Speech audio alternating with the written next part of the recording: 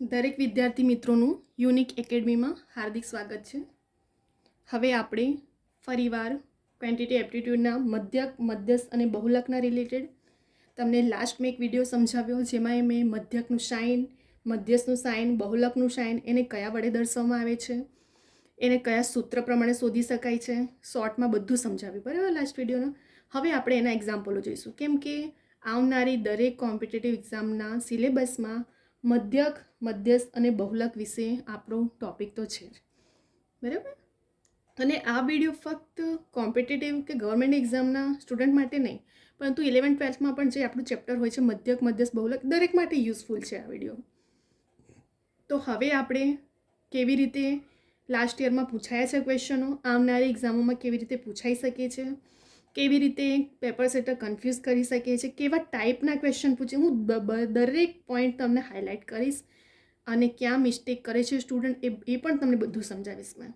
તો હવે આપણે સ્ટાર્ટ કરીએ વિડીયોને કે મધ્યક, મધ્યસ્થ અને બહુલકના એક્ઝામ્પલો કેવા ટાઈપના પૂછાયા છે અને હવે આવનારી એક્ઝામમાં પૂછાઈ શકે છે.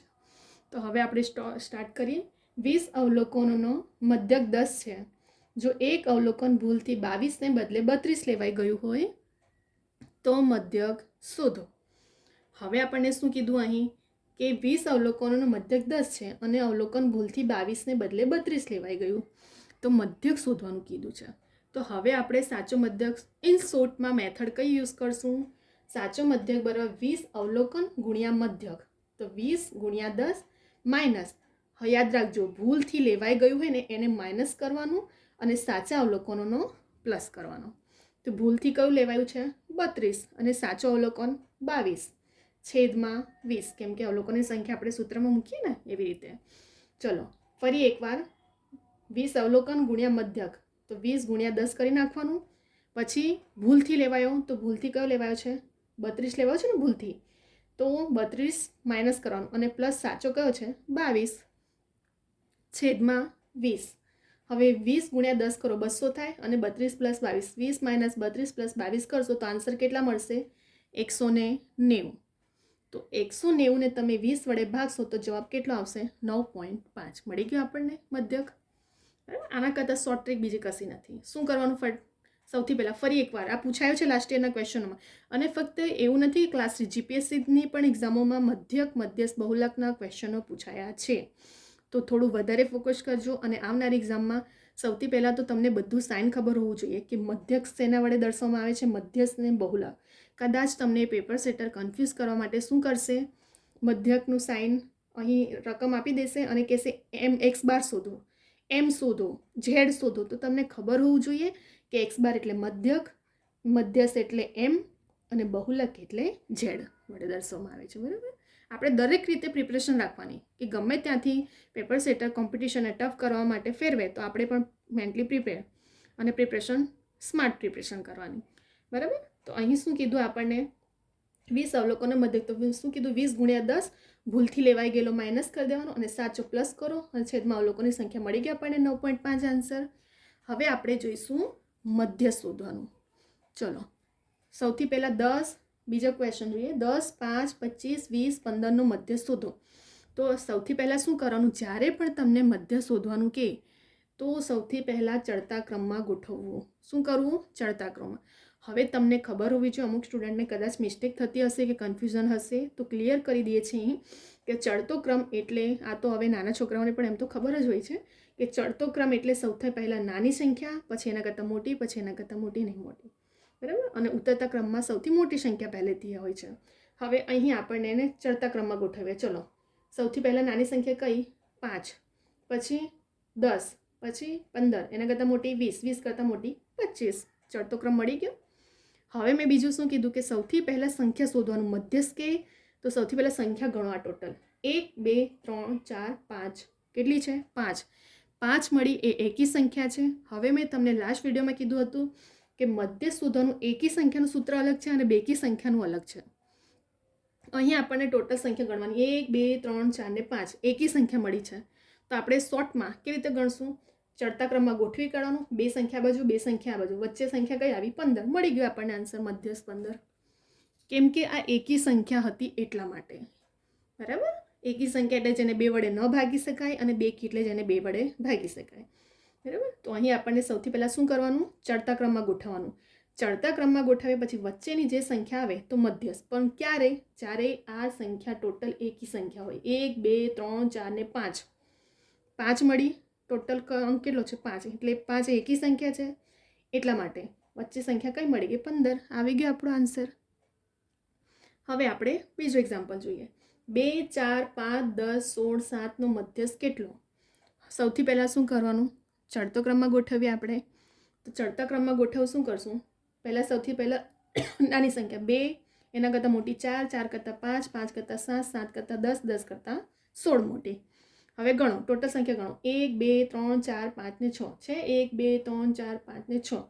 તો 6 કઈ મળી? બેકી સંખ્યા મળી. અહીં આપણને ટોટલ સંખ્યા એકી મળી હતી 5. 6 અને 2 વડે ભાગવામાં એટલે બેકી સંખ્યા કહેવામાં આવે છે. તો ટોટલ સંખ્યા મળી આપણને 6. એ બેકી સંખ્યા. તો જ્યારે બેકી સંખ્યા આપી હોય તો આપણે કયો સૂત્ર યુઝ કરશું?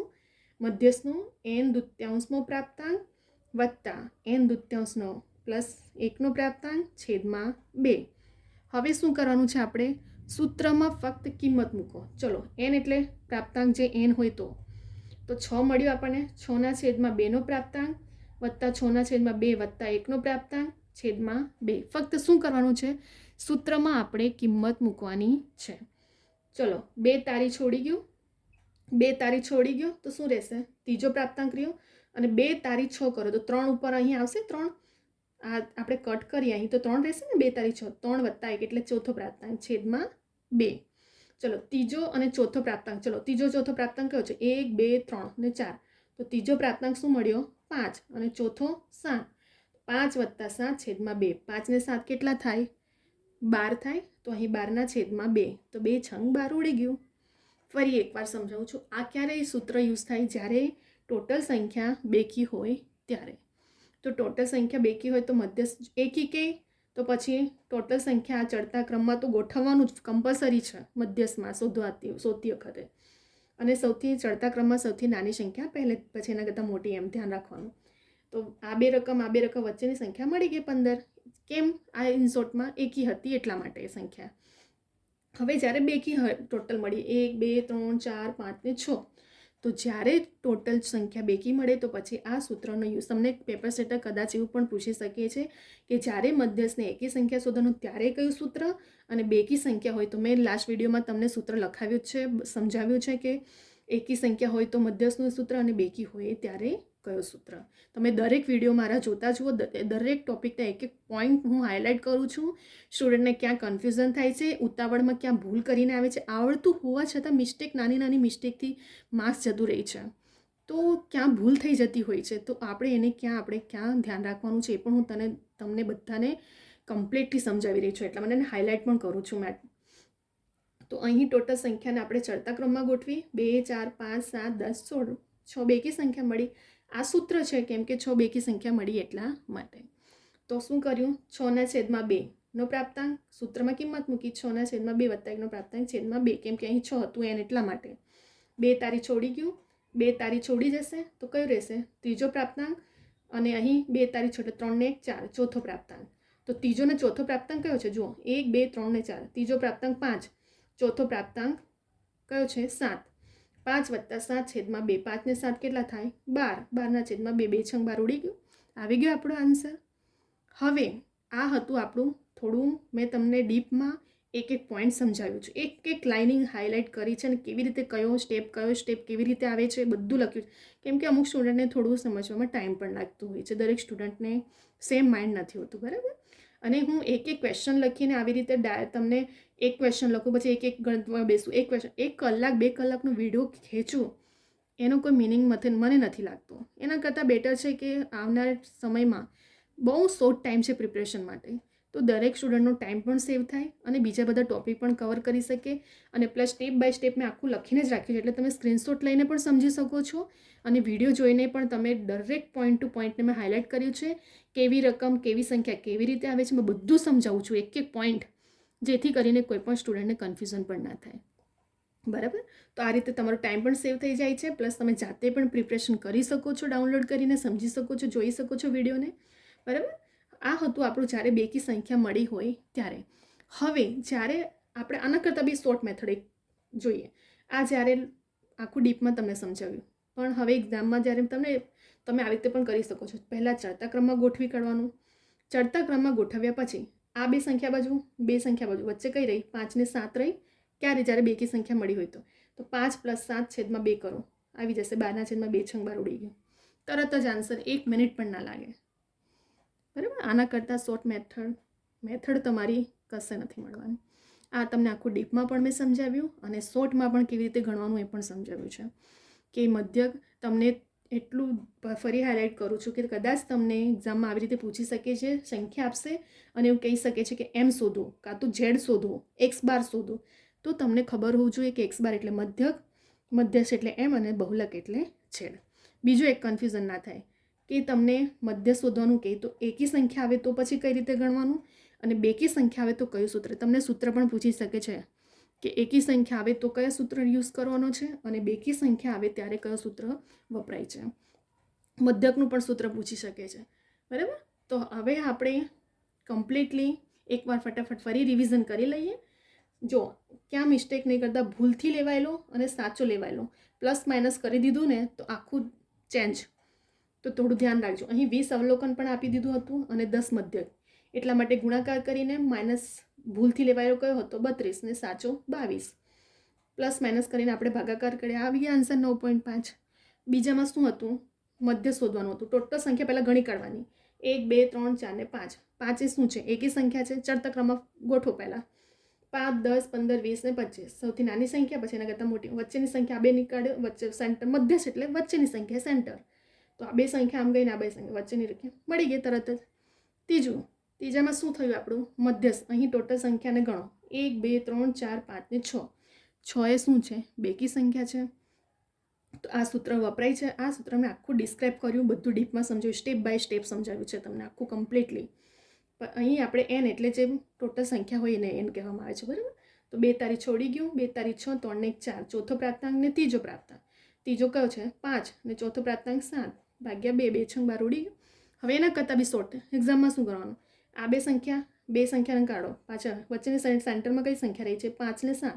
એ બેનો સરવાળો કરો, છેદમાં 2 વડે ભાગો એટલે જવાબ આવી જશે. બરાબર.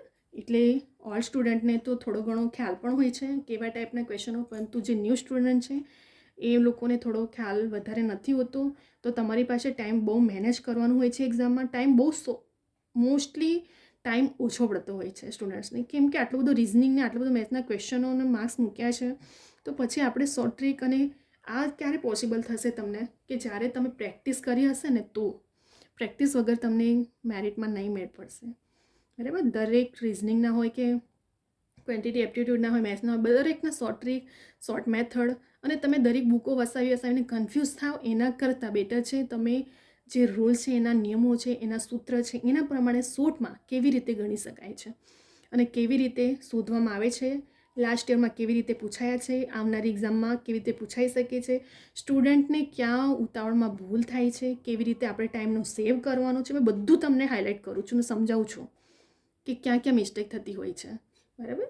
કેમ કે આપણે તો શું થાય, ત્યાં ટાઈમ જ્યારે રહેતો આવડતું હોવા છતાં સ્ટુડન્ટને છોડીને આવવું પડે છે, પેપર છૂટી જતું હોય છે. બરાબર. તો પછી એ રિગ્રેટ રહી જાય છે લાઈફ ટાઈમ માટે, જ્યારે આપણે મેરિટમાં ના આવીએ ત્યારે. તો એ રિગ્રેટ ના રહે તે માટે દરેક વિડીયો જુઓ મારા, અને દરેકના હું પોઈન્ટના પણ ક્યાં ક્યાં કન્ફ્યુઝન થાય છે, ઉતાવળમાં ક્યાં ભૂલ થઈ જતી હોય છે, આપણે એને કેવી રીતે ઇમ્પ્રૂવ કરવાનું છે, કેવી રીતે ટાઈમને સેવ કરીને અને કેવી રીતે આપણે બીજા બધા ટોપિકને, કેમ કે બહુ ઓછો ટાઈમ છે બધું પ્રિપરેશન માટે હવે તો. અને રિઝનિંગને અને બધાના માર્ક્સ બહુ 60 ને એવું બધા રાખ્યા છે આ વખતે. બરાબર. ટોટલી પેટર્ન ચેન્જ છે. તો પછી આપણે શોર્ટમાં, અને મેં એક વિડીયો એટલા માટે મેં નથી કરવા બેસતી કે 1-2 કલાકનો વિડીયો ખેંચું, એના કરતાં બેટર છે કે તમને બધું પોઈન્ટ ટુ પોઈન્ટ આખું એક કન્ફ્યુઝન ના થાય, સ્ટેપ બાય સ્ટેપ લખીને જ મેં સમજાવ્યું છે. બરાબર. અને સ્ટુડન્ટને પણ દરેકને સમજ પડે. જો તમને આ વિડીયો ગમે છે તો તમે લાઇક કરો, શેર કરો, સબસ્ક્રાઈબ કરો, કમેન્ટ પણ કરો. જો તમને કંઈ ક્વેરી હોય ક્વેશ્ચન એક્ઝામના રિલેટેડ તો તમે મારી ઇન્સ્ટાગ્રામની આઈડી છે કવિતા યુનિક એકેડમી. બરાબર. તો તમે એમાં પણ મને મેસેજમાં ક્વેરી એક્ઝામ રિલેટેડ પૂછી શકો છો. બરાબર. તો અહીં હવે આપણે વિડીયોને સ્ટોપ કરીએ છીએ. મેં લાસ્ટ વિડીયોમાં પણ તમને સમજાવ્યું એનું સૂત્ર, એનો સાઇન કેવા ટાઈપના ક્વેશ્ચન પૂછાય છે અને પૂછાઈ શકે છે, બરાબર. અને આપણે એક્ઝામ્પલો પણ જોયા મધ્યકના, મધ્યસ્થના અને બહુલકના. ક્યાં કન્ફ્યુઝન થાય છે એ પણ ક્લિયર કર્યું મેં. હવે આપણે નેક્સ્ટ વિડીયોમાં બી પણ એક એક્ઝામ્પલ જોઈ લઈશું. એટલે આપણે કમ્પ્લીટલી મધ્યક, મધ્યસ્થના, બહુલકના એની સિવાયનું કમ્પ્લીટલી ડીપમાં તમને સમજ પડી ગયા હશે, બરાબર. તો હવે આપણે નેક્સ્ટ વિડીયો લઈને આવશું. નેક્સ્ટ વિડીયોમાં પણ આપણે દરેક આવનારી એક્ઝામોના હું સિલેબસ કવર કરાવી દઈશ કે જેથી કરીને કોઈ પણ સ્ટુડન્ટ્સને પ્રોબ્લેમ ના થાય, બરાબર. શોર્ટ ટાઈમમાં કેવી રીતે આપણે મેનેજ કરવાનું છે. અને મારા દરેક વિડીયો જોજો, એમાં તમને દરેકના નિયમો, એ ગુજરાતી વ્યાકરણ હશે કે અંગ્રેજી ગ્રામર હોય, ઇંગ્લિશ ગ્રામર હોય, અંગ્રેજી વ્યાકરણ હોય, દરેકના હું ઓથેન્ટિક બુકના નિયમો પ્રમાણે સમજાવું છું. કેમ કે જ્યારે મેં તમને દરેક વિડીયોમાં કીધું છે કે ઓથેન્ટિક બુકના એકોર્ડિંગ જ ફાઇનલ આન્સર કી બનતી હોય છે, બરાબર. અને તમારું જો માર્કિંગ થાય છે તો કેવી રીતે થાય છે, તમારે તુક્કા ગપ્પા નહીં મારી નાખવાના. કેમ કે જ્યારે તમે ગપ્પા મારો છો ને તો એમાં શું થાય છે, તમારું મેરિટમાં આવ્યું હશે તમારો એટલો માર્ક્સ પણ હોય છે, પરંતુ નેગેટિવ માર્ક્સના લીધે તમારું માઇનસ થઈ જતું હોય છે. પછી લાઈફ ટાઈમ આપણને રિગ્રેટ રહી જાય છે. એના માટે એવી ભૂલો ના કરવી, બરાબર. તો અહીં હવે આપણે વિડીયોને સ્ટોપ કરી છે. નેક્સ્ટ વિડીયો આપણે બીજા બધા હવે ટોપિકો લઈને આવશું. અહીં વિડીયોને સ્ટોપ કરીએ.